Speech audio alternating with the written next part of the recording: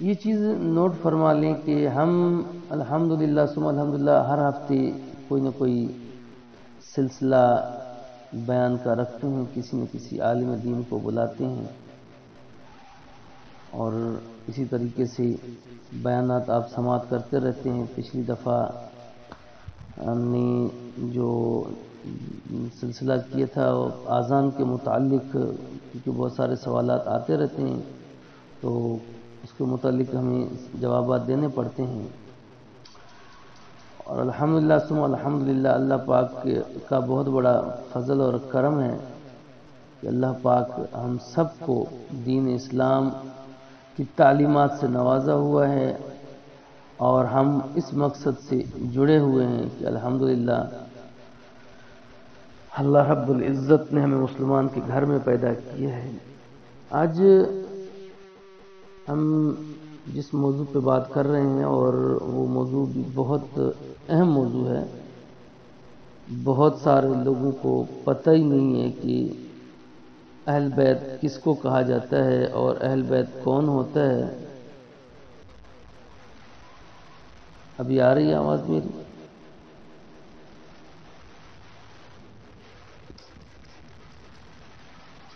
بعض لوگوں نے صرف اور صرف اہل بیت جو سمجھا ہوا ہے، جو ان کو سمجھایا گیا ہے کہ اہل بیت اسے کہتے ہیں جو حضرت علی رضی اللہ تعالی عنہ کی اولاد میں سے ہیں، اور وہی ہیں صرف اہل بیت، جبکہ ایسا صرف نہیں ہے کہ حضرت علی رضی اللہ تعالی عنہ کی اولاد جو ہے وہ اہل بیت میں سے ہے اور کوئی بھی نہیں ہے، نہیں ایسا نہیں ہے۔ اور ہمارے ہاں ایک یہ عام سا رواج ہے کہ بھئی بہت ساروں کو پتہ ہی نہیں کہ اہل بیت کہتے کس کو ہیں، اہل بیت کا مطلب کیا ہے، اہل بیت کے معنی و مفہوم کیا ہے، کیونکہ ہمارے اندر یہ چیز بٹھا دی گئی ہے اور ذہن میں ہمیں کیا گیا ہے کہ اہل بیت انہی کو کہا جاتا ہے اور کوئی بھی نہیں ہے، جبکہ یاد رکھیں اہل بیت عربی کا لفظ ہے جس کی معنی گھر والے آتے ہیں۔ بیت گھر کو کہا جاتا ہے، اہل والے کو کہا جاتا ہے۔ اب اس کے اندر اگر گھر کے اندر بیوی رہتی ہے تو وہ بھی گھر والے ہیں، بیٹی رہتی ہے ساتھ میں تو وہ بھی گھر والے ہیں، اماں رہتی ہے تو وہ بھی گھر والے ہیں، جو گھر کے اندر رہتے ہیں تو وہ اہل ہیں، ٹھیک ہے۔ اچھا جی، اہل نسبتی رشتے کو نسب جو ہے، نسب میں نے آپ کو وضاحت کر کے بتا دی کہ نسبتی رشتے کو بھی اہل میں شمار کیا جاتا ہے اور الفاظ ان کے لیے بھی ہوتے ہیں، اور ایمانی تعلق کے لیے بھی ہوتا ہے۔ نسبتی رشتہ دار مراد ہو تو دیگر رشتہ داروں کے ساتھ ساتھ اس سے مراد بیوی بھی ہوتی ہے، بلکہ بیوی سب سے پہلے اہل میں آتی ہے۔ سمجھ آ رہی بات؟ کہ اگر مثال کے طور پہ اگر کوئی آپ کو دعوت دیتا ہے اور آپ کو کہتا ہے بھی آپ کو آپ کے گھر والوں سمیت، ٹھیک ہے،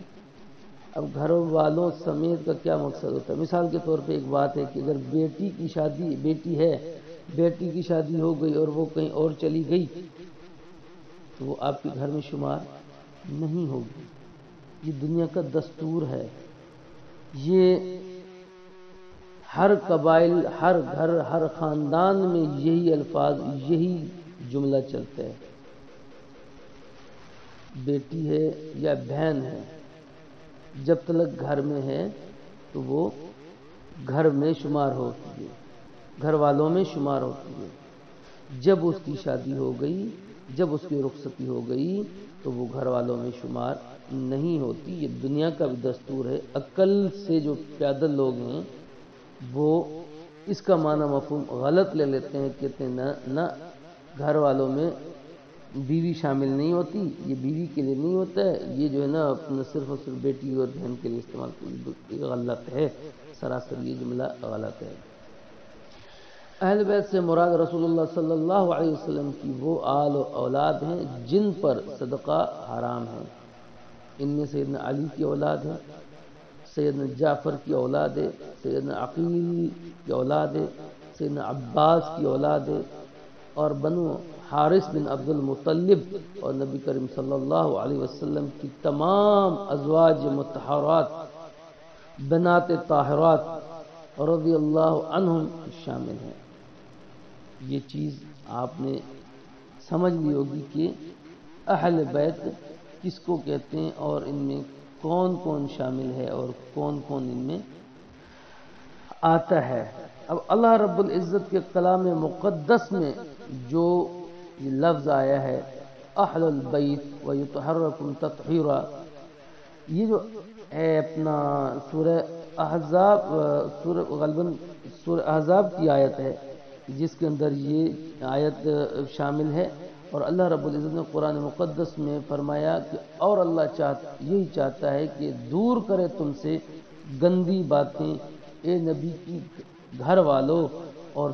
ستھرا کر دے تم کو ایک ستھرائی۔ یہ قرآن کی آیت بھی نازل ہوئی ہے، اور بلا تحقیق اور متحقق اور یہ بالکل مصدقہ بات ہے کہ قرآن کے جو یہ الفاظ ہیں، اب کوئی الٹا لٹک بھی جائے اور کوئی کچھ کہہ بھی دے مگر پھر بھی کچھ نہیں ہو سکتا، کیونکہ دنیا کی بات کرو گے، دنیا کی دستور کی بات کرو گے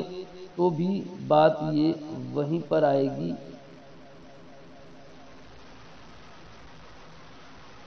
میری آواز نہیں آ رہی آپ لوگوں کو؟ میں آپ لوگوں سے پوچھ رہا ہوں، میری آواز آ رہی؟ جی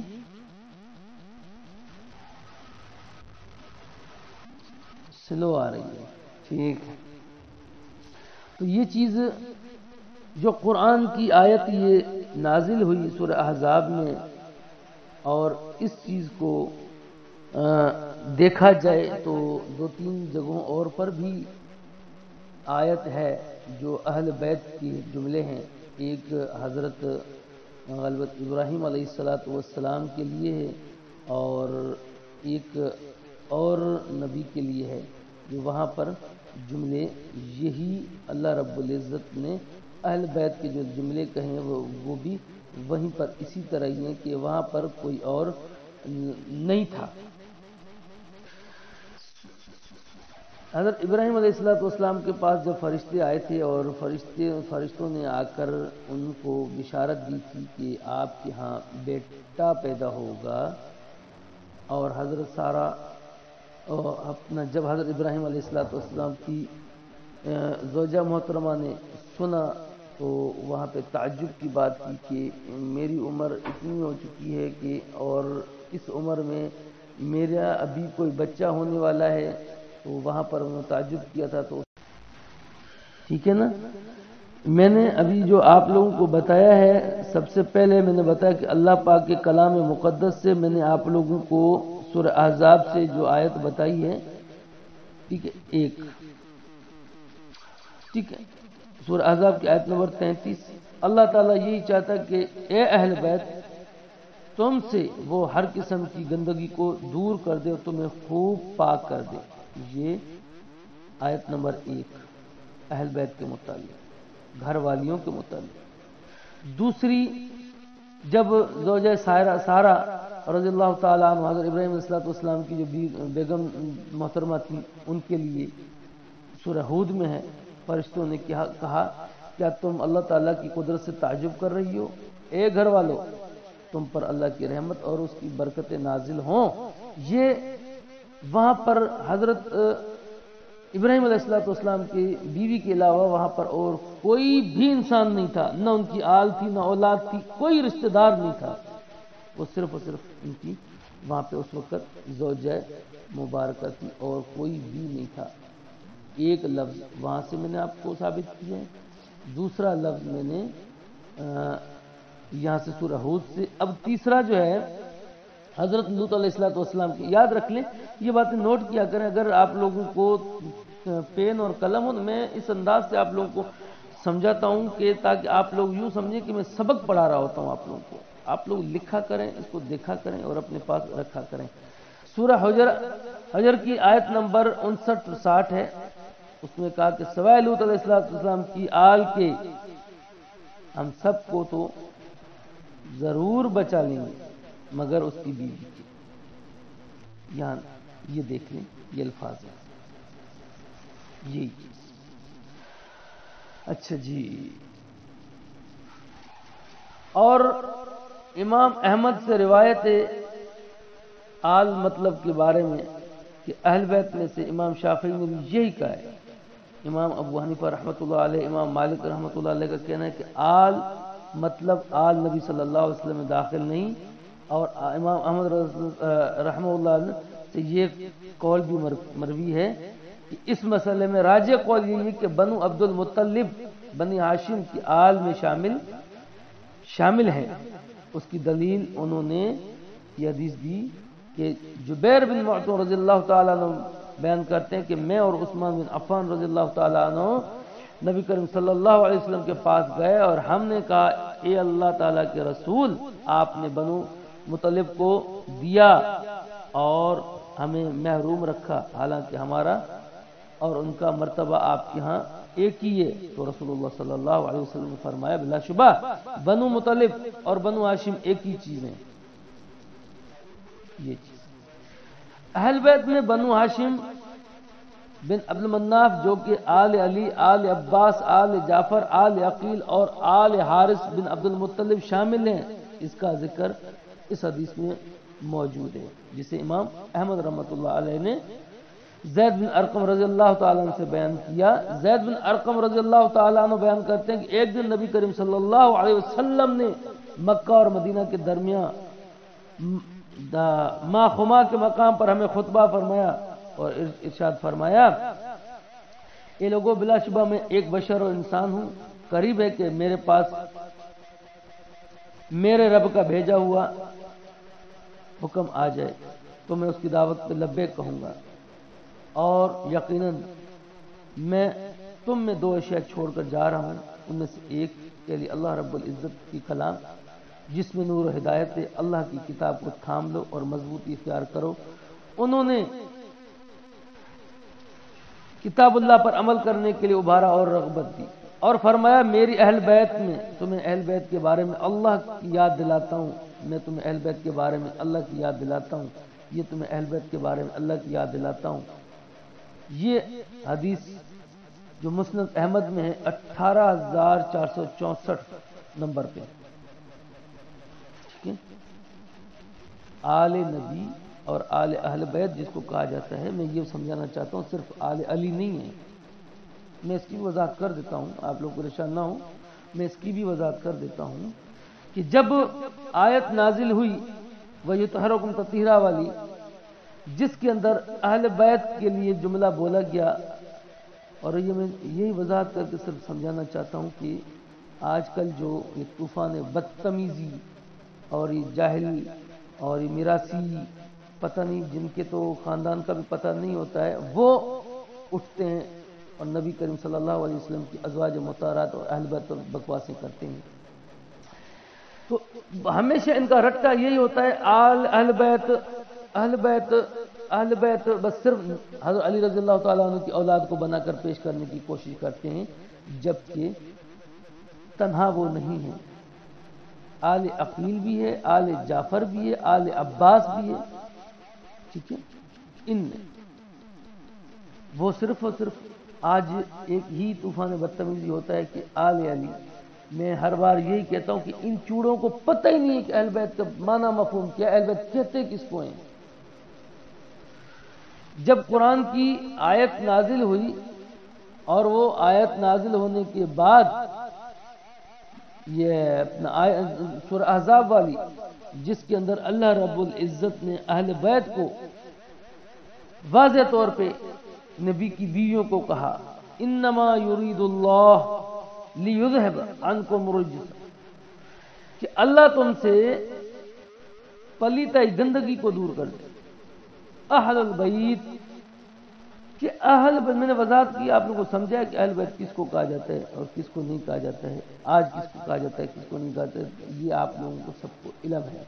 اور اس پر مجھے زیادہ بحث کرنے کی ضرورت بھی نہیں ہے، اور نہ ہی میں بحث کرنے کے موڈ میں بھی ہوں۔ یہی چیز سمجھانا ہے کہ ان چیزوں کو آپ دیکھیں کہ اہل بیت کہتے کس کو ہیں۔ میرا مقصد صرف اور صرف آپ لوگوں کو یہی تھا، سمجھانا تھا کہ اہل بیت جو ہے، اہل بیت کا لفظ جو ہے، اہل بیت کا جملہ جو ہے وہ کس کو کہا جاتا ہے۔ جو عربی کے اندر ہے اہل بیت کا جملہ، وہ بیویوں کے لیے۔ جب وہ آیت نازل ہوئی تو اس کے بعد آپ علیہ الصلوۃ والسلام حضرت علی، حضرت فاطمہ، حضرت حسن، حضرت حسین کو بلوایا اور بلوا کے اپنی چادر کے نیچے بٹھایا، اور چادر کے نیچے بٹھا کے کہا کہ اللہم ہؤلاء اہل بیتی، اللہ یہ بھی میری اہل بیت میں سے ہیں۔ اب جو کہتے ہیں کہ یہ قرآن کی آیت حضرت فاطمہ کے لیے یا آل علی کے لیے نازل ہوئی تھی، تو میں ان سے پوچھنا چاہتا ہوں، اے جاہل دماغ، اجہل لوگوں، اگر یہ آیت ان کے لیے اتری تھی تو نبی کریم صلی اللہ علیہ وسلم کو چادر میں نیچے بٹھانے کی ضرورت کیا تھی؟ اور پھر ام سلمہ کی حدیث دیتے ہیں جس میں ام سلمہ نے کہا یا رسول اللہ ہم شامل نہیں ہیں، تو آپ علیہ السلام فرماتے ہیں کہ تم خیر پر ہو، مطلب کہ تم بہترین ہو، تمہیں تو مل چکا ہے سرٹیفکیٹ اہل بیت کا، تم لوگوں کو تو اللہ نے سرٹیفکیٹ دے دیا ہے۔ اب میں ان کو دلوانا چاہتا ہوں، میں ان کو شامل کروانا چاہتا ہوں، میں ان کو لانا چاہتا ہوں تاکہ یہ بھی شامل ہو جائیں۔ اور وہاں پہ لوگ عجیب و غریب منطق مارتے ہیں، اور عجیب و غریب منطق مار کے لوگوں کو بیچاروں کو دماغ سے پیدل بنا دیتے ہیں۔ جب بھی بات کرو، جب بھی سمجھاؤ، جس چیز کو سمجھاؤ اس پر ہی زور ہوتا ہے، زبردستی ہوتی ہے۔ بھئی ایک ہی مثال دیتا ہوں نا، میں تو سوال کرتا ہوں، اگر قرآن کے روح سے جو قرآن کی آیت اتری تھی وہ حضرت فاطمہ کے لیے تھی یا حضرت علی کے، مجھے بغض نہیں ہے، میں ایک علمی مثال دے رہا ہوں کہ اگر ان کے لیے تھی تو سیدنا علی المرضی رضی اللہ تعالی عنہ کو، جناب فاطمہ رضی اللہ تعالی عنہ کو، جناب حسن و حسین رضی اللہ تعالی عنہ کو، ان کو چادر کے نیچے بٹھا کر دعا کرنے کی آپ علیہ السلام کو کیا ضرورت پڑی؟ اس کا مطلب یہ ہے کہ وہ اس وقت شامل نہیں تھے، اس کے بعد آپ علیہ السلام نے اللہ سے ان کو شامل کروایا، اور ہمیں اس پر کوئی اعتراض نہیں ہے، کیونکہ آپ علیہ السلام کے الفاظ، منہ سے نکلے ہوئے الفاظ ہمارے لیے کافی ہیں، اور ان پر دو رائے ہو ہی نہیں سکتی، ان پر دو رائے ہم قائم کر ہی نہیں سکتے۔ یہ چیزیں ساری جو صرف اور صرف سمجھنے کی ہے، اہل بیت کہتے کس کو ہیں، اہل بیت میں کون کون ہیں، صرف آج میں نے یہ آپ لوگوں کو سمجھانا تھا تاکہ آپ لوگوں کو اس چیز کا علم ہو سکے کہ آپ لوگوں دینی تعلیم حاصل کر رہے ہیں، آپ لوگوں کو اس کا پتہ ہونا چاہیے کہ بھئی یہ چیز کہاں پر ہے، کہاں پر نہیں ہے۔ یہی چیز جو میں نے آپ لوگوں کو بتائی، اہل بیت کا معنی و مفہوم یہی بنتا ہے۔ اس کے متعلق اگر کسی کو سوال ہو تو وہ آپ بلا شک مجھ سے پوچھ سکتے ہیں، اور میں آپ کو اس کے متعلق جواب دے دوں گا۔ باقی میں نے آپ لوگوں کو وضاحت کر دی کہ اہل بیت میں کون کون آتا ہے۔ سب سے پہلے نبی کی بیویاں ہیں، اس کے بعد جو میں نے آپ لوگوں کو تفصیل سے بتائی ہے بات، اس کے بعد وہ سب شامل ہیں جس کے لیے نبی کریم صلی اللہ علیہ وسلم فرما کرتے ہیں، جس میں سے آل علی ہے، آل عقیل ہے، آل جعفر ہے، آل عباس ہیں، یہ چیزیں ان میں شامل ہیں۔ اب اس کے لیے ہم یہ کیسے کہہ دیں کہ اہل بیت میں صرف اور صرف آل علی ہے؟ نہیں، یہ سب شامل ہیں اس میں۔ اور حارث کا جو میں نے ذکر کیا، آپ لوگوں کو بتایا، وہاں پہ یہ چیزیں ساری وہاں پہ ہیں، شامل ہیں، لیکن لوگوں کو پتہ نہیں، سمجھ کیوں نہیں آتی، لوگ کیوں ادھر ادھر بھٹکنے کی کوشش کرتے ہیں، لوگ کیوں ادھر ادھر منہ مارنے کی کوشش کرتے ہیں، جن کو پتہ نہیں ہے، اور پھر اپنی آپ باتیں کرتے رہتے ہیں۔ اب یہ چیز آپ نوٹ کر لیں، جن پر صدقہ حرام ہے، اہل بیت سے مراد رسول اللہ صلی اللہ علیہ وسلم کی وہ آل اولاد جن پر صدقہ حرام ہے، ان میں سے سیدنا علی کی اولاد، سیدنا جعفر کی اولاد، سیدنا عقیل کی اولاد، سیدنا عباس کی اولاد،